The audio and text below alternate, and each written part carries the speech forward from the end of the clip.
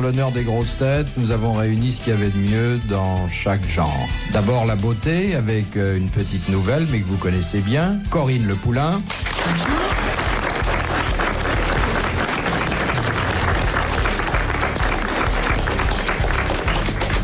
La culture avec un agrégé de l'université, mais qui n'abuse pas de son savoir, puisqu'il ne répond pas plus que les autres, Paul Gutt.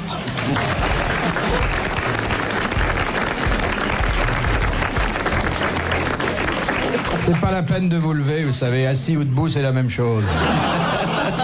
C'est ce qu'on dit de vous d'habitude. Oui, bon, je l'ai souvent dit de moi avant même. C'est fini les nains. Et puis, ce qu'on fait de mieux dans le genre, vous me direz dans quel genre? Dans le genre indéfinissable qui est le sien. Je veux dire, il n'y en a qu'un comme lui, et heureusement pour les autres. Non, 2 depuis ce matin. Le deuxième bébé éprouvette. C'est Philippe Castelli.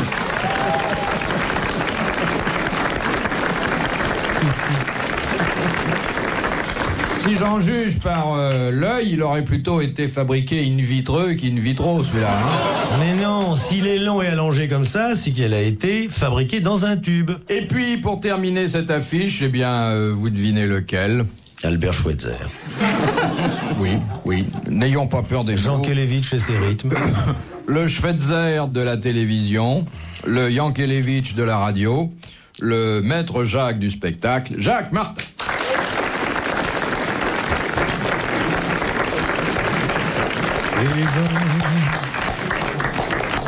Monsieur Martin, voulez-vous, comme c'est devenu la règle, expliquer à notre petite nouvelle comment ça se passe?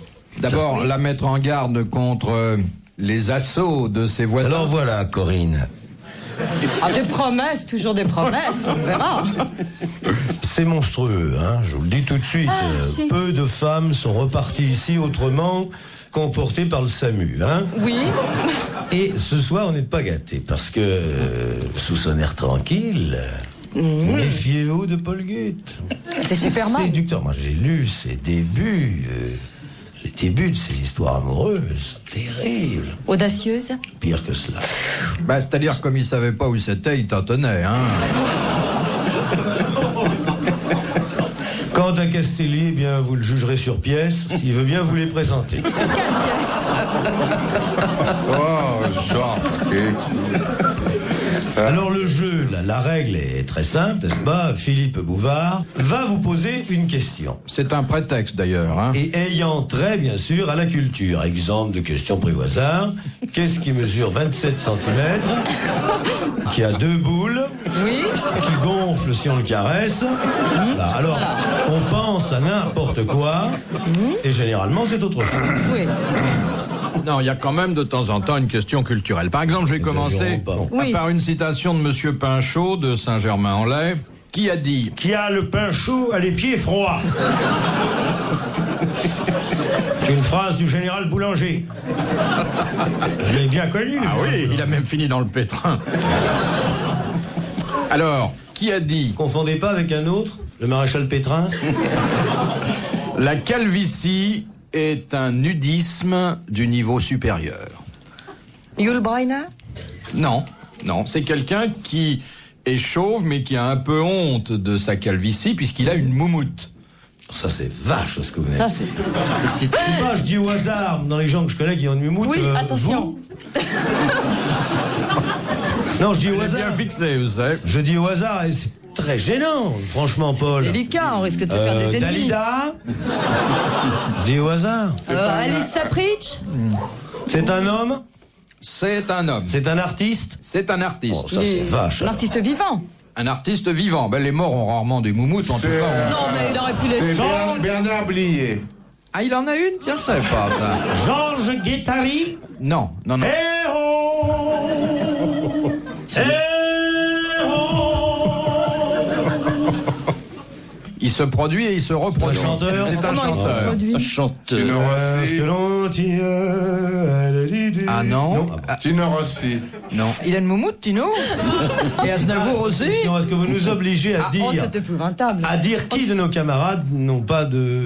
On peut pas dire ceux qui, dans notre métier, n'en ont pas, vous voyez. Il est français. Non, il n'est pas français. Ah, Sinatra. Iglesias. Sinatra? Ah si, Iglesias a une moumoute aussi. oui, aussi, complètement. Ah, il est pas français, Frank Sinatra. Frank Sinatra, très bonne réponse. Non. Corinne Le Poulain et Jacques Martin. Je suis désolée. Très bonne. Peut-être que vous le connaissez. Non, hélas. Non. Pourquoi hélas? Non, parce que je trouve Vous aimez les sublime. chauves? Bah, ça dépend s'il garde sa perruque. Oui. Et moi j'en ai une, je mettais du scotch.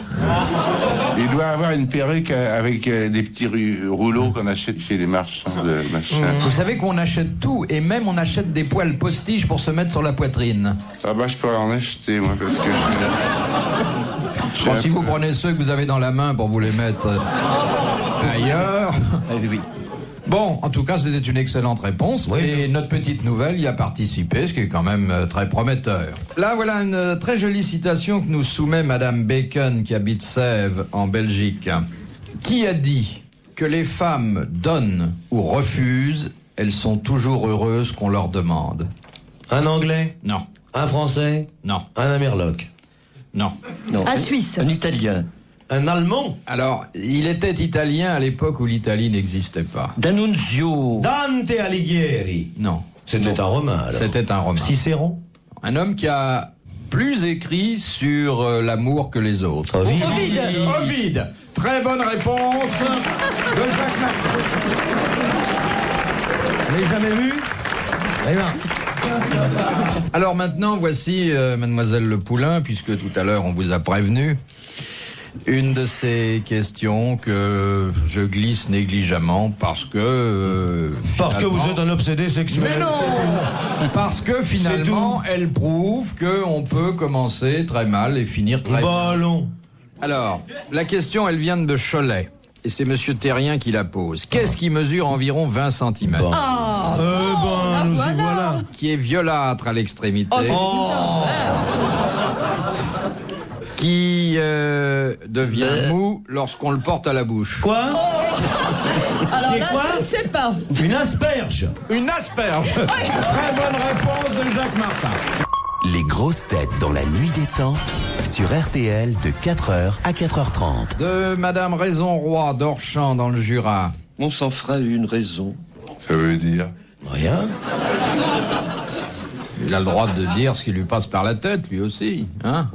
Qu'est-ce qu'une femme peut faire sans interruption pendant 50 minutes, alors qu'un homme, lui, s'arrête au bout d'un quart d'heure? Respirer. La lessive.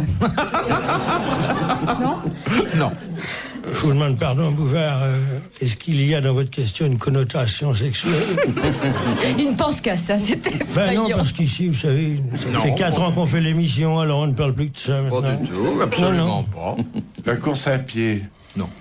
La danse. Je veux dire, c'est une différence qui s'explique par des possibilités physiologiques. morphologiques. Physiologiques. Qui ont trait à la respiration, peut-être, non? Non. Non. À la circulation du sang. Non. Ah, c'est le cheval. Comment le cheval? Le cheval. Précisez C'est-à-dire votre position, parce monsieur. que un homme avec ses qui a comme ça il peut pas faire plus de 50 minutes de cheval parce que sinon il est. Mes mères, elle peut durer 1 heure.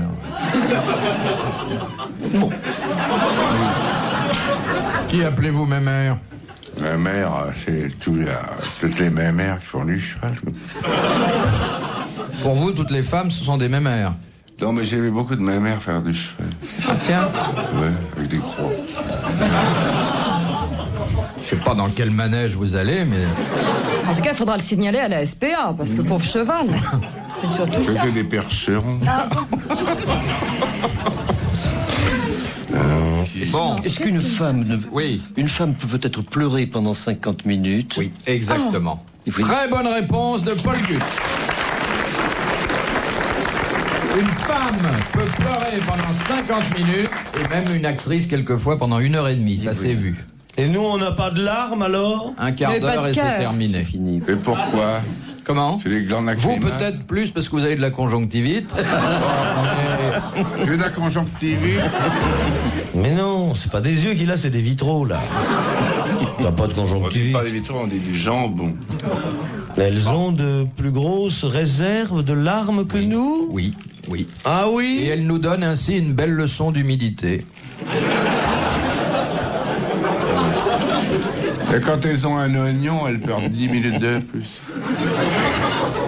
Allez, allez-y, puisque vous avez la parole, gardez-la. Débarrassez-vous de ces petites histoires. J'en ai une là qui est très bien, c'est pour les jeunes filles, c'est pour le foyer de la jeune fille. Une jeune et jolie concierge vient d'accoucher d'un jeune garçon. Une locataire de l'immeuble lui rend visite à la clinique. Ah, il y a une question qui me brûle les lèvres, chère petite Madame Martin. Vous n'êtes pas mariée. Vous n'êtes pas... Ça va pas, non? Vous n'êtes... Écoutez, la preuve que c'est vrai, c'est que l'autre jour, vous êtes arrivé à l'Empire, vous avez dit où est ma loge. Chère petite Madame Martin, vous n'êtes pas mariée. Vous ne pourriez pas reprendre dès le début, parce que là, il y a un petit flottement, là. Il y a une question qui me brûle les lèvres. Mais à qui? Non, attendez, La comment ça concierge. commence? Une jeune et jolie concierge Oui. vient d'accoucher d'un jeune garçon. Bon, on n'accouche pas d'un vieux garçon, de toute façon. hein. Exact. Et en Une plus, c'est pas locataire de très bien dit. l'immeuble. Tu ne gonfles ta poitrine avant de parler. Tu as une poitrine, tu es fier d'en avoir une. Gonfle ta petite poitrine. Une jeune et jolie... Non, respire avant. Voilà, expire à moitié et attaque. Une jeune et jolie concierge vient d'accoucher d'un petit garçon. Voilà. Voilà, tu prends un temps, tu respires. Là, c'est parfait. Une locataire de l'immeuble... Non, alors là, tu ne le joues pas. Oui. c'est- Oui, Tu vois, elle est aux prises au hasard. C'est une locataire de l'immeuble. Une locataire de l'immeuble... Non, un peu plus long, tu vois. L'immeuble fait 7 étages. Une locataire de l'immeuble. Alors, une locataire de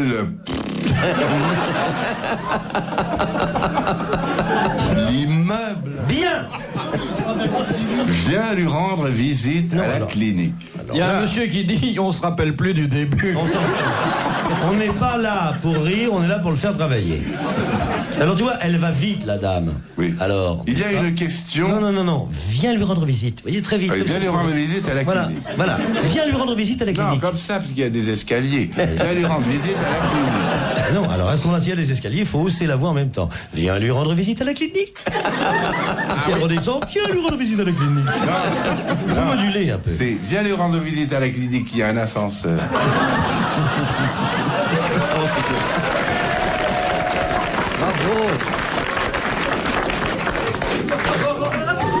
Il y a, chère petite Madame Martin, une question qui me brûle les lèvres. Les lèvres. Qui me brûle les lèvres. Non. Vous n'êtes pas marié. Allô, c'est pour vous. Vous n'êtes pas marié. Qui est donc l'heureux père? Alors la dame lui répond, oh ben si vous croyez que j'ai le temps de me retourner quand je nettoie les escaliers.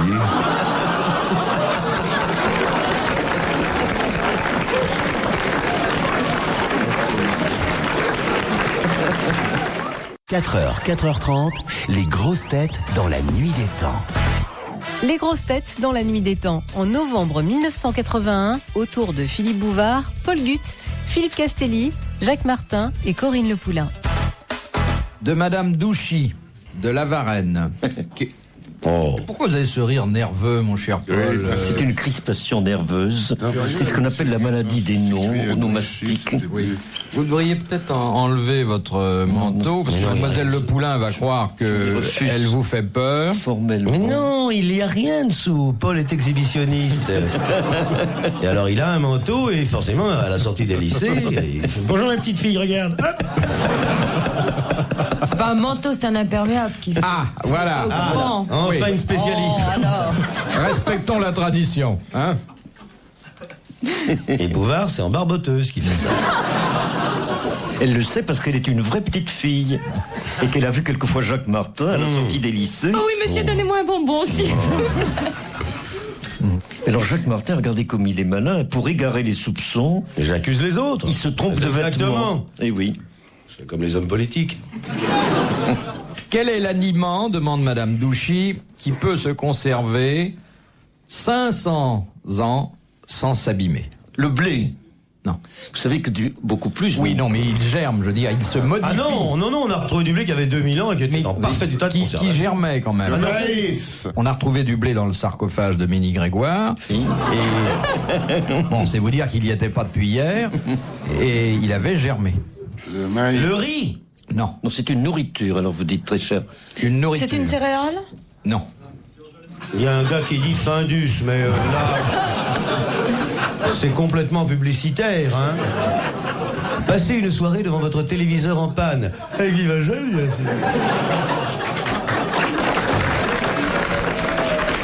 Merci d'applaudir les grévistes. Alors, C'est un aliment d'origine d'un aliment. Bon, je ne dirai pas. D'origine Je ne vous le dirai pas. animale, C'est oui. comme ça, je ne vous le dirai pas. D'origine animale. Le foie de veau. non. Non.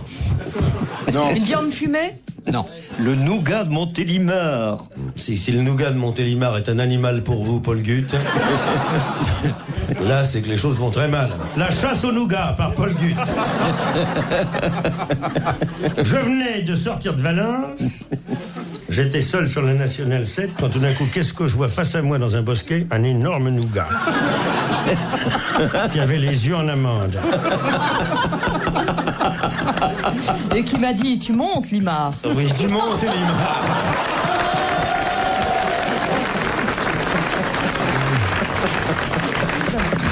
Elle a très bien compris. Elle a complètement. On pouvait dire n'importe quoi, mais très vite. Et avec beaucoup d'assurance et avec de jolies boucles blondes. Un cuisseau de mammouth, mais il faut avoir la casserole, hein. Très dur de faire entrer un mammouth dans une gamelle, même à reculons. En tout cas, c'est ce qui coûte le moins cher, le Pour faire mammouth. cuire un mammouth, il faut mettre 800 kilos de beurre, vous laissez fondre doucement et vous amenez le mammouth dans la cuisine. Mettez la casserole à terre, vous faites le mammouth. C'est de la plat cher. Vous en avez mangé, vous? Oui, j'en raffole pas. Ah, mais, vous n'en raffolez pas. Du kit et 4. Le poisson. J'ai été manger chez les Bouvards l'autre jour, alors on passe à table, et le domestique fait, attendez, Bouvard, Fifi. Il ouvre une boîte. Et il a le choix, hein. Tantôt c'est au mouton, tantôt c'est au poulet. Alors, regardez son poil luisant. Regardez comme il frétille bien de la... Oui, voilà, j'attendais ça. Est-ce qu'il est difficile? Oh, son chat est très difficile. Mais on voit tout de suite si je suis content ou pas. Parce qu'il ronronne. C'est pour ça. Tiens, Paul, grattez-le dans le cou, vous allez voir. Mais qu'est-ce que vous racontez? On parle de l'angora, là. Alors, cette chose qu'on peut conserver pendant... Oh, c'est très simple, je veux dire, on en vend des kilos. C'était très simple, mais à force de vouloir dire des calembredaines, ça coûte cher à la station. Calembredaine vous-même, De hein. l'huile, peut-être. Madame Douchy de la Varenne a bien mérité 500 francs, un disque des grosses têtes et vos applaudissements. Bravo, Mme Groschier. Madame Douchy a collé les grosses têtes avec du miel. Oui, c'est simplement du miel. Le miel? Oui, ça se conserve des siècles et des siècles. C'est très pur, très raffiné, très naturel. Voilà. J'ai une petite histoire. Vas-y, mon chat. C'est une dame très angoissée qui entre au commissariat de police. Monsieur le commissaire, ça s'est passé il y a 1 mois. J'avais préparé du poulet. Mon mari est descendu chercher une boîte de petits pois à l'épicerie et n'est jamais revenu. Qu'est-ce qu'il faut faire? Alors le commissaire, madame, faites des frites. Il n'y arrive plus, hein, maintenant, vous avez vu? Je sais pas, à un moment, j'ai pas bien... Vous avez fait comme son dentier, vous avez décroché. Retrouvez les grosses têtes dans la nuit des temps à tout moment sur RTL.fr.